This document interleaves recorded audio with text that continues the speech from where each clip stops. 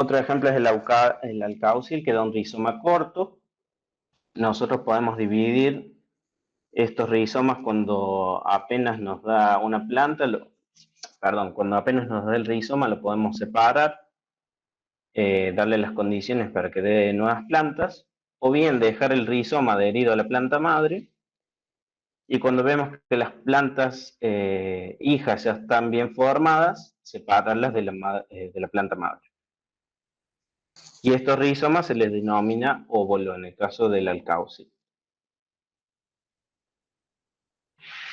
Otras especies de flores, en este caso, la stromeria tiene rizomas también, y la gerbera se puede multiplicar por rizomas.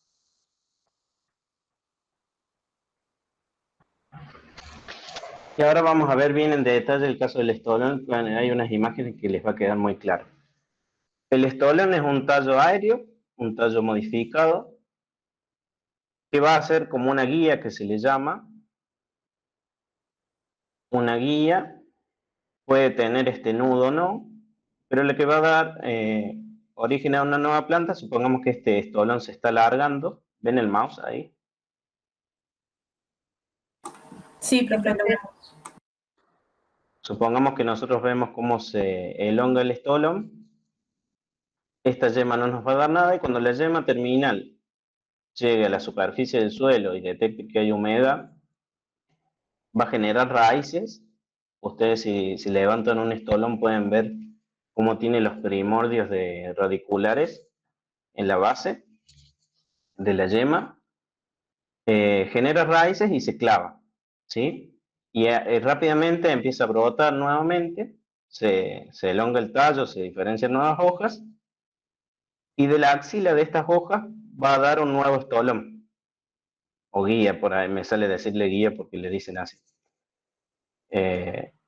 Nos sale un nuevo estolón que va a ir por arriba de la superficie y se va a volver a clavar y da origen a una nueva planta.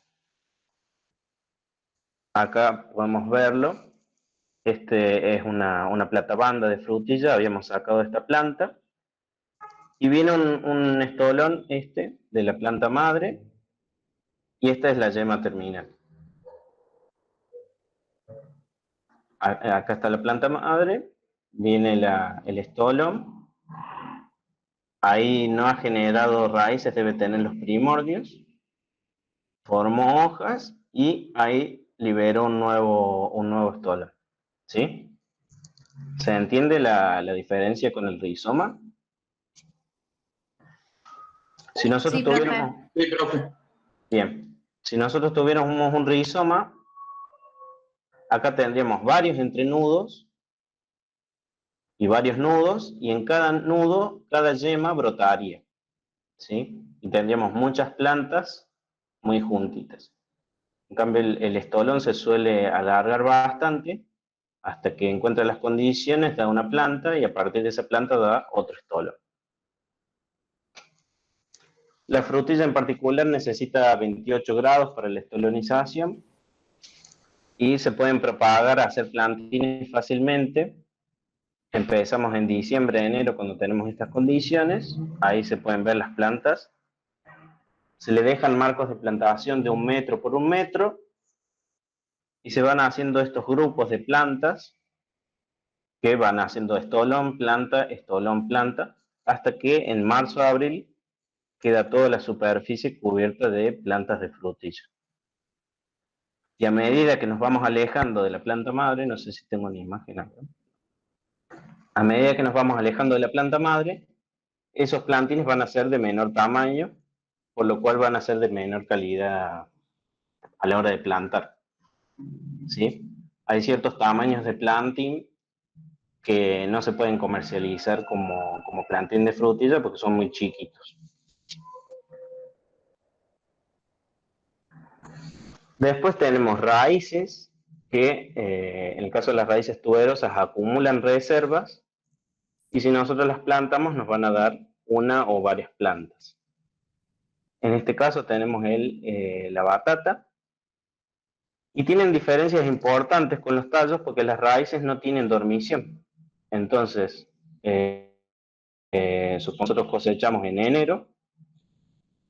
Si cortamos esa raíz tuberosa en marzo y le damos las condiciones de brotación, en marzo tranquilamente ya nos podría estar brotando y dando origen a nuevas plantas. Mientras que un tubérculo puede demorar 2 a 4 meses en despertarse y en volver a brotar. En cambio, las raíces tuberosas no. Y otra particularidad que tienen es que la brotación es proximal, ¿sí? Se va a dar cerca de la unión con la planta madre.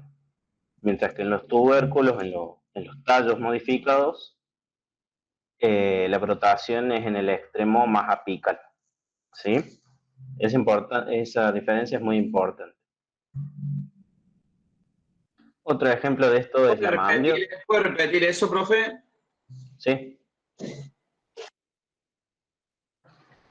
Son dos cosas importantes las raíces. Primero, que no tienen dormición, no acumulan inhibidores como los tallos, y que la brotación va a ser proximal, cercana a la planta madre, mientras que en el tubérculo o en cualquier otro tallo modificado, la brotación empieza por el extremo apical. Tienen dominancia apical, recuerden eso. ¿Sí? Eso, en algunos casos, en el estolón, lo que va a dar origen a una nueva planta es solamente la yema terminal, mientras que en los otros casos, la primera en brotar va a ser la apical, pero todas las yemas pueden brotar y dar lugar a una nueva planta. Profe, una consulta. Sí. ¿Las plantas madres pueden formar más de un estolón? Sí, forman más de un estolo. Por eso se le da marco de plantación de 1 metro en todos los sentidos. Ah, bien, perfecto. Gracias, profe. Profe, ¿y esta germina la que está cerca de la planta madre? ¿Brota la que está cerca de la planta madre? Y después las otras también brotan. Claro, pero, comienza... igual. Sí, empieza por la yema que está más cerca de la planta. Exactamente. Y también en una raíz ustedes no van a ver los nudos y los entrenudos. En una papa fácilmente podemos ver por dónde va a brotar. Acá en realidad va generando yemas nuevas y es un proceso que no vemos hasta que ya está bastante avanzado. ¿Sí? ¿Cuánto tiempo tardaba, profe? ¿En cuántos meses podíamos ver germinar esto? ¿Una raíz? Sí, profe. Una raíz en cualquier momento que nosotros le demos las condiciones ideales para brotar. Profe, y había visto también que para la batata se suele utilizar las guías, o sea, una parte, Sí, la parte aérea. ya Eso. lo vamos a ver eso. En la segunda Bien, parte vamos a ver cómo se hace. bien. Las guías en realidad es el brote que se corta y se trasplanta. Pero bueno, después lo vemos en detalle. Dale.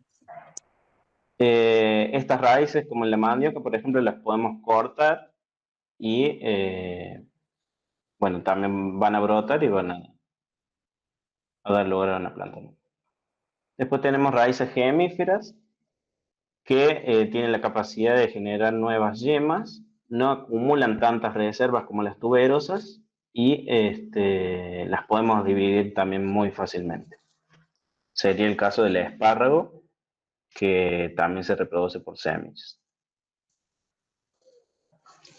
Y después tenemos esas especies que generan raíces adventicias a partir del tallo, ¿sí?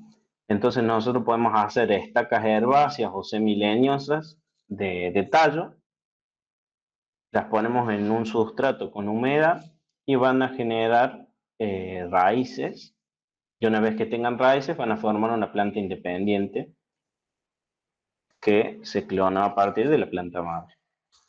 Tenemos el caso del romero, que es semileñosa, el incayuyo y el orégano. Acá lo que se hace es, ustedes tienen que dejar por lo menos 2 nudos, 2 yemas, Pueden ser más yemas en realidad porque brota de los dos extremos. Tiene 2 hojas y brota de los 2 lados. Así que serían en total 4 yemas, pero son 2 nudos. Lo cortaríamos por acá más o menos y por acá, ¿sí? Se le cortan las hojas basales para que no tenga tanta transpiración esa estaca y no se deshidrate. Y en el corte de la base se le hace un tratamiento con hormonas en polvo, que son auxinas. Esa estaca que ha sido podada la hoja y tratada con auxinas, la auxina para que forme más fácilmente raíces, la llevamos a un sustrato húmedo y en un sistema con mist para que no se deshidrate el plantín. El mist no es un riego, sino que es un método para bajar la deshidratación a través del aumento de la humedad relativa al ambiente. ¿Sí? Acá, además de cortar las hojas, digamos, en algunos casos se las pueden dejar porque estas hojas generan auxinas que ayudan al enraizamiento, pero cuando las hojas son muy grandes, nosotros sabemos que se nos va a terminar deshidratando la planta y no va a formar una nueva planta. Profe, en el caso de los rosales se hace lo mismo porque es leñoso.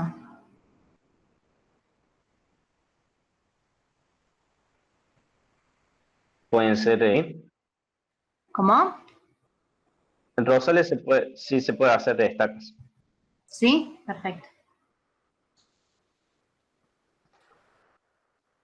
¿Qué estaba? Decía que de un tallo bastante extenso podemos hacer estacas de la parte terminal o de la parte media y la parte basal. Van a tener por ahí distintas características esas estacas. Digamos, si nosotros quisiéramos producir una cantidad muy grande de estacas, tendríamos que por ahí separar la parte central de la parte apical y de la parte basal. Y en una almaciguera, por ejemplo, poner toda la parte basal, en otra poner toda la parte media y en otra almaciguera poner la porción apical. Y ahí es muy... Disculpe, Sí. yo creo que la pregunta iba porque en la diapo dice estacas de tallo herbáceas. ¿Sería herbáceas y leñosas? Sí, las leñosas ya las pasé. Tenemos semileñosas, por ejemplo el romero puede ser el rosal, que es un poquito más lignificado, o pueden ser estacas herbáceas. Gracias. Mientras, eso iba a mencionar, pero es para más el caso de los frutales. Mientras más leñoso sea, por ahí tenemos que lastimar la base y que esté más expuesto el cambium del tallo para que de ahí se generen fácilmente las raíces. Pero en las herbáceas no es necesario eso y mientras que esté con un buen contenido de humedad el sustrato, fácilmente van a generar raíces adventicias. Estas especies se pueden propagar así porque generan raíces adventicias muy fácilmente. Acá es importante regular el área foliar, el tratamiento hormonal de la base de la estaca y ponerla en un lugar que tenga condiciones de alta humedad relativa para que no se deshidrate. Y una vez que ha formado nuevas raíces y se puede hidratar por sí sola, se puede disminuir la frecuencia del MIS y una vez que ya prendió el esqueje o la estaca, se lo puede llevar a otro lugar con riego y fertilización diferente. Esa división que hablaste del área basal, apical y media, ¿es para que tenga una brotación uniforme, esa división? Claro. Ahí, al tener esta dominancia apical el tallo, las tienen más cerca, las estacas que sean terminales, van a generar raíces adventicias más rápidamente que las basales, por ejemplo. Porque tienen la fuente de auxina más cerca, digamos. ¿Se entiende? Mientras que las yemas que están más abajo están inhibidas Cuando nosotros cortemos el tallo se va a cortar la dominancia apical y recién ahí van a generar auxinas, pero esta ya está generando auxinas en grandes cantidades. ¿Se entiende eso? Sí, sí se entiende. De 10. Profe, ¿es posible el enraizamiento de estas especies directamente en agua, digamos, en hidroponía? Sí, también se puede. ¿Es posible, digamos, ya, el tratamiento con auxinas también? No sé si en las mismas concentraciones y tal. Seguramente cambia, digamos, la modalidad, pero bueno, la pregunta es si es posible y si se sabe algo, si está trabajando. No sé bien cómo lo hacen. Sí, o sea, no sé específicamente qué concentración de hormonas tendrías que usar en esa solución, pero he visto que hacen enraizamiento y propagación de albahaca en cultivos tipo indoor. Lo vi en una página de Instagram, se llamaba Oximum, como el género, y no me acuerdo bien cómo era la página, pero ellos tenían como un laboratorio con luz LED roja, y tenían las albahacas en una solución nutritiva, de ahí iban, se elongaba el tallo, generaban raíces y las iban cortando y haciendo nuevas, las iban propagando de esa forma. Propagando directamente ahí. Bien. Sí, se puede. Perfecto. Ahí tenés que regular muy bien el tema sanitario, por eso se hace en condiciones indoor, digamos. Indoor y con mucho más, sin duda, más cuidados. Sí, por eso nosotros no lo mencionamos porque no es lo que hacen los viveristas para producir nuevas plantas. Perfecto.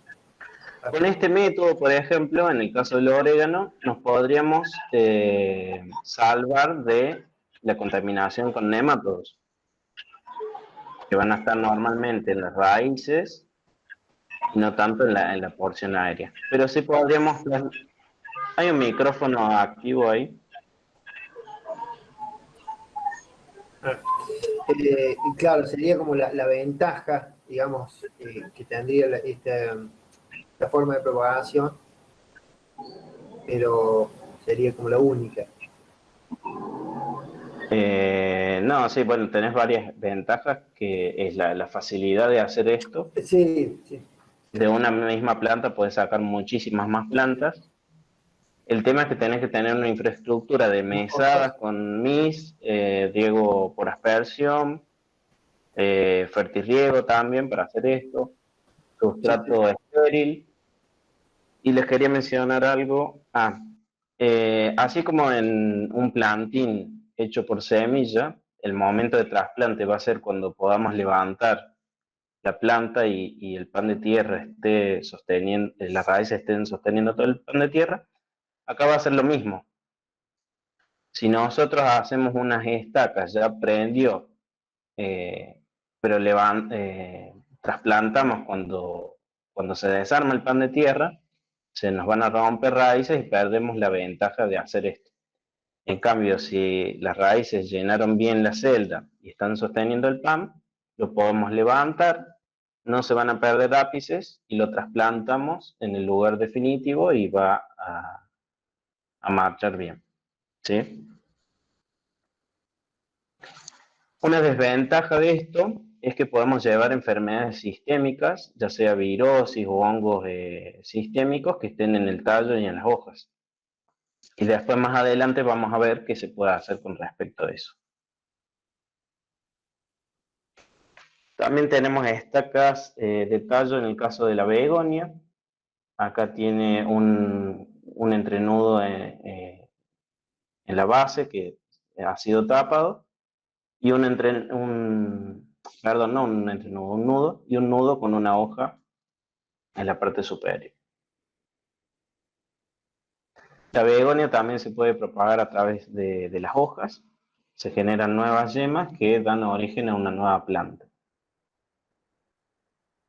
Y otro ejemplo de esto es la cola de tigre o espada de San Jorge, que se pueden dividir sus hojas, se las coloca en un sustrato y al tener humedad y temperatura adecuada, generan nuevas yemas que van a brotar y van a generar una nueva planta.